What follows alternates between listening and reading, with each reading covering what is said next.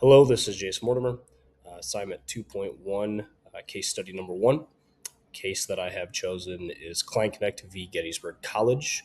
This is a 1993 case from the 3rd District U.S. Court of Appeals. Kleinknecht v. Gettysburg College is a landmark case in higher education law and sports law, addressing the duties of care that institutions owe to their student athletes. This case has fundamentally shaped how colleges and universities approach emergency preparedness and athlete safety protocols. This case involves the death of a college athlete during practice in September of 1988. The question was raised, what duties do schools owe their student athletes? The case focused on emergency planning and preparedness and the duties of care.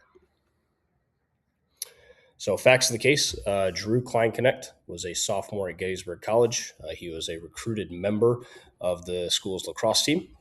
During a fall practice in 1988, he collapsed of sudden cardiac arrest. And at the time of the incident, there were no athletic trainers present. Coaches on staff were not certified in CPR. There were no communication devices on the field. The nearest communication device was over 200 yards away, which required climbing a fence by the student athletes to reach it. There was no clear emergency action plan in place. And as a result, the response to Drew's collapse was delayed and disorganized. Teammates ran in different directions to get help. Eventually, a student athletic trainer was first on scene, followed by eventually the school's athletic trainers. CPR was not started immediately because neither the coaches nor the student were CPR certified. And then, although emergency personnel did eventually arrive on the scene, unfortunately, Drew was pronounced dead later that day at 4:58 p.m. So the legal issues presented in this case: Drew's parents ultimately filed a negligence lawsuit against Gettysburg College, arguing that the school failed to provide adequate emergency medical care and failed to properly prepare for an emergency event. Kleinknecht v. Gettysburg College addresses those duties of care in terms of the following questions. Did the college owe a duty of care to the athlete? Was the risk of serious injury or death foreseeable? And that word foreseeable is one that continues to pop up throughout the case. Did the college breach its duties of care by failing to prepare? Did the college response contribute to the athlete's death? And is the college protected under the Good Samaritan law? So the plaintiff's case, the Kleinknecht family argued that Gettysburg College had a special relationship with their student athletes due to the fact that they were recruited and were participating in a school-sponsored activity. This created, according to the Kleinknecht family, created a special duty of care for the college.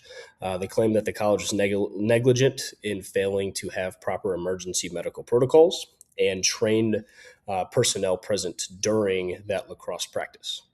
The plaintiffs referenced legal precedent established by institutional responsibility for the foreseeable risks to students under their supervision.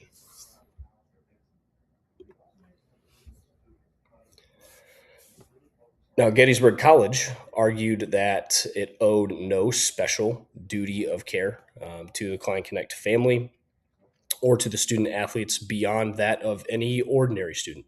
They emphasized that their institutional authority is to manage the athletic programs and not foresee any specialized risks, those specific events. They were only needed to respond, and they cited that their response was reasonable because it was an unforeseeable cardiac event from a healthy student athlete. They also claimed that they were protected under the Good Samaritan law and had immunity.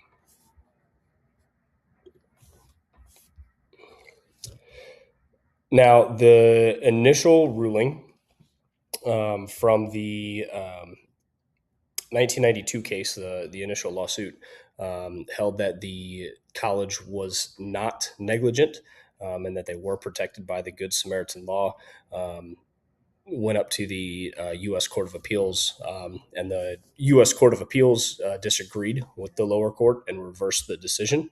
They held that the college did owe a duty of care to Drew because of two factors. There was that special relationship because he was a recruited athlete who was participating in a supervised school activity.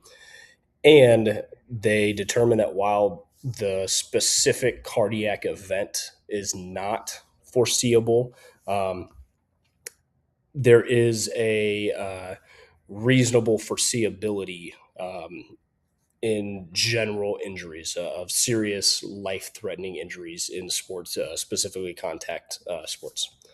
Now, the court emphasized that schools do not need to, predict exact injuries, but they must be prepared for general risk. The case was sent back to a jury to determine whether the college breached the duty of care, and whether that breach caused Drew's death. The court ruled that the college was not protected under the Good Samaritan law. And as far as the summary, there was a quote: "When a college recruits a student to play on an intercollegiate team, it assumes a duty to provide reasonable safeguards against foreseeable risks." All right. Kleinknecht v. Gettysburg College. Uh, that decision reinforced the duty of care institutions owe to their student athletes. This ruling has influenced campus safety policies worldwide, and requires colleges to have emergency protocols and train personnel at athletic events. Now, the biggest takeaway from this entire case for athletic programs is we must be prepared for emergencies before they happen. That's where our EAPs come in. Schools must have a clear and practiced, emphasis on that practiced part, emergency action plan. Our staff must be certified in CPR and first aid. There has to be ease of access to trained medical personnel, or athletic trainer.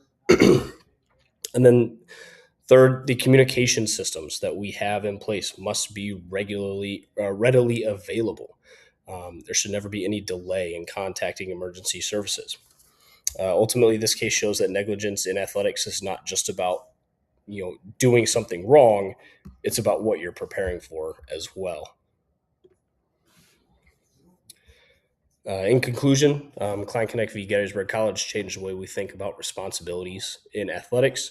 It established that when institutions recruit athletes, they're not just offering an opportunity for these students, but they are accepting that responsibility, even in interscholastic athletics. We are not just providing opportunities for our student athletes, but we are accepting that responsibility. Unfortunately, in athletics, it's not a matter of if something goes wrong; it's when and how are we prepared for that.